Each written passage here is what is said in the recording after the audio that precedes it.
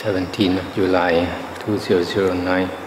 Now we come to the fourth chapter of the Samyutta Nikaya, Mara Samyutta. I think I mentioned before, Mara is the Pali name for what they call Satan in Christianity. He's a deva staying in the highest heaven, the sixth heaven of the sensual desire realm. And he frequently comes to disturb the Buddha and his disciples, those who are either enlightened or struggling to attain enlightenment. The first Sutta 4.1. Thus have I heard, on one occasion the Blessed One was dwelling at Uruvela, on the bank of the river Naranjara, at the foot of the goat herd's banyan tree, just after he had become fully enlightened.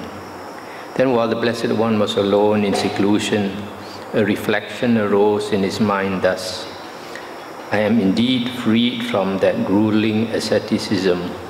It is good indeed that I am freed from that useless, grueling asceticism. It is good that steady and mindful I have attained enlightenment. Then Mara, the evil one, having known with his own mind the reflection in the Blessed One's mind, approached the Blessed One and addressed him in verse.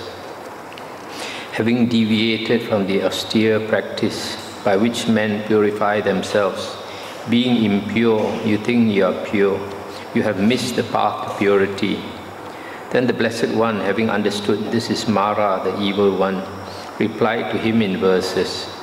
Having known as useless any austerity aimed at the immortal state, that all such penances are futile, like oars and rudder on dry land, by developing the path to enlightenment, virtue, concentration, and wisdom, I have attained supreme purity.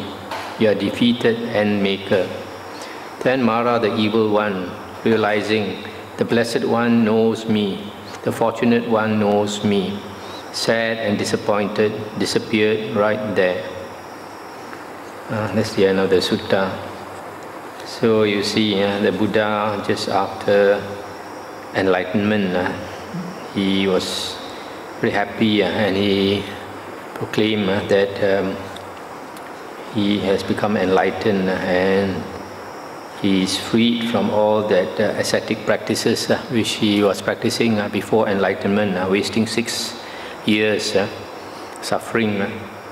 And finally he found the path to enlightenment. And Mara, still after enlightenment, still comes to try to fool the Buddha by saying that the Buddha has not become pure or enlightened, but the Buddha understood that it was Mara. So when the Buddha identified him, he went away. The next sutta is 4.5. On one occasion, the Blessed One was dwelling at Varanasi, in the deer park at Isipatana.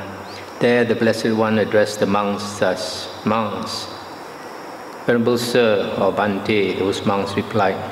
The Blessed One said, Monks, I am freed from all snares or traps, both celestial and human. You too, monks, are freed from all snares, both celestial and human. Wander forth, O monks, for the welfare of the multitude, for the happiness of the multitude, out of compassion for the world, for the good welfare and happiness of devas and humans. Let not two of you go the same way. Teach, O monks, the Dhamma that is good in the beginning, good in the middle, good in the end, with the right meaning and phrasing. Reveal the perfectly complete and purified holy life. There are beings with little dust in their eyes who are falling away because they do not hear the Dhamma. There will be those who will understand the Dhamma. I too, monks, will go to Senani Gama in Uruvela in order to teach the Dhamma. Stop here for a while. So here this must be the time after 60 monks had become enlightened. Then the Buddha thought it is enough, there's enough of them to go and spread the Dhamma. So he asked them to go all over India to teach the Dhamma to people. And he told them, don't two of you go by the same road, all take different paths and all go and teach. So you see, actually, sometimes people don't understand. They say that the Arahants are selfish. It is the Arahants who spread the Dhamma. It is the Arahants who memorize all the Dhamma, and so that nowadays, 2,500 years after the Buddha's passing away, we still have the Dhamma with us. It is not the Bodhisattvas who handed down the Dhamma to us. It is the Arahants. Then Mara, the evil one, approached the Blessed One and addressed him in verse. You are bound by all the snares, both celestial and human. You are bound by the great bondage. You won't escape me, ascetic. And the Blessed One said, I am freed from all the snares, both celestial and human. I am freed from the great bondage. You are defeated end maker. That's the end of the sutta. So here you see the Mara, when the Buddha was struggling to become enlightened, he also came to disturb the Buddha, tried to distract him so that he won't become enlightened. Now, even after the Buddha has become enlightened, he still comes to dog the Buddha. And like here, you see, the Buddha wants his monks, his disciples, to spread the Dhamma, and of course, Mara is not happy. If they spread the Dhamma, then more people know the Dhamma, more people get out of samsara.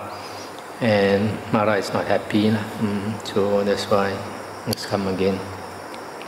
4.6. On one occasion, the Blessed One was dwelling at Rajagaha in the bamboo grove, the squirrel sanctuary. Now on that occasion, the Blessed One was sitting out in the open, in the thick darkness of the night, while it was drizzling. Then Mara, the evil one, manifested himself in the form of a giant king serpent and approached the Blessed One.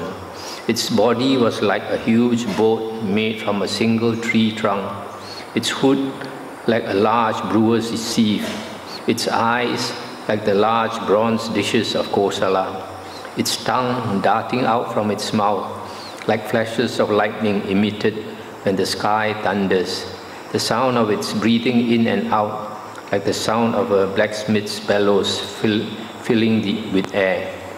Then the Blessed One, having understood this is Mara the evil one, addressed Mara the evil one in verses. He who resorts to empty huts for lodging, he is the sage, well controlled. He should live there, having relinquished all. That is proper for one like him. Though many creatures crawl about, many terrors, flies, serpents, the great sage gone to his empty hut stirs not a hair because of them. Though the sky might split, the earth quake, and all creatures be stricken with terror, though men brandish a dart at their breast, the enlightened take no shelter in acquisitions. These acquisitions, the Pali is upadi. You can also translate it as attachments. So the enlightened take no shelter in attachments. Then Mara, the evil one, disappeared right there. That's the end of the sutta.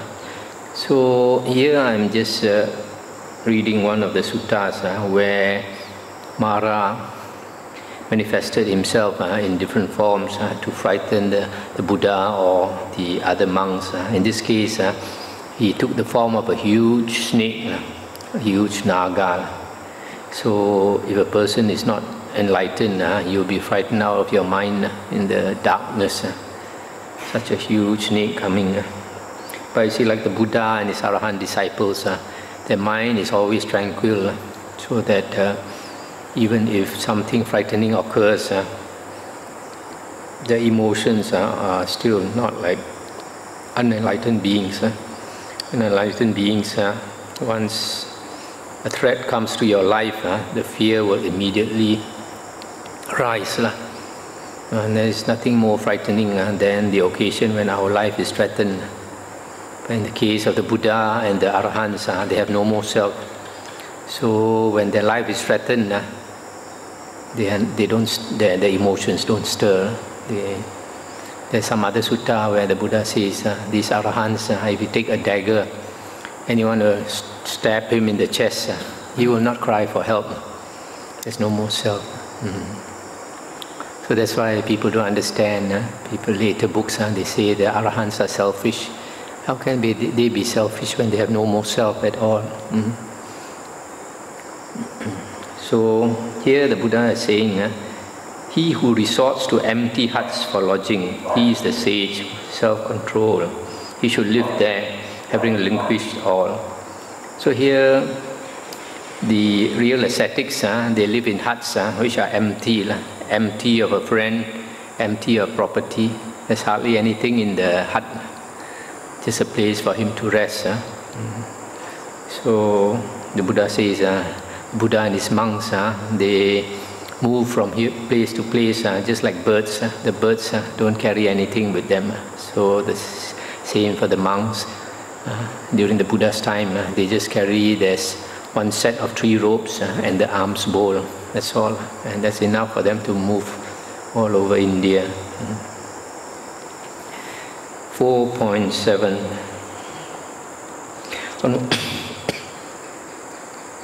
I just mentioned here, this sutta is where the Mara took the form of a serpent. In other suttas, which I'm not going to read, sometimes Mara manifests himself as a huge elephant, come to frighten the Buddha or the monks. And sometimes he make the sound as though as an earthquake. And all that, just to frighten the Buddha and his monks. 4.7. On one occasion, the Blessed One was dwelling at Rajagaha in the bamboo grove, the squirrel sanctuary. Then when the night was fading, the Blessed One, having spent much of the night walking back and forth in the open, washed his feet, entered his dwelling, and lay down on his right side in the lion's posture, with one leg overlapping the other, mindful and clearly comprehending, having attended to the idea of rising. I'll stop here for a moment. You see, the Buddha and his monk disciples, you see here, when the night was fading, the Blessed One, having spent much of the night walking back and forth in the open. The night starts at about 6 p.m. So when the night was fading, probably it would be around at the end of the first watch, about 10 p.m. So the Buddha spends much of the night walking back and forth. Most of us, when the night comes, we feel exhausted, we want to lie down and take a rest. But the Buddha and his disciples, they try to maintain their wakefulness for as long as possible until they are totally exhausted, they cannot stand, then only they go and lie down.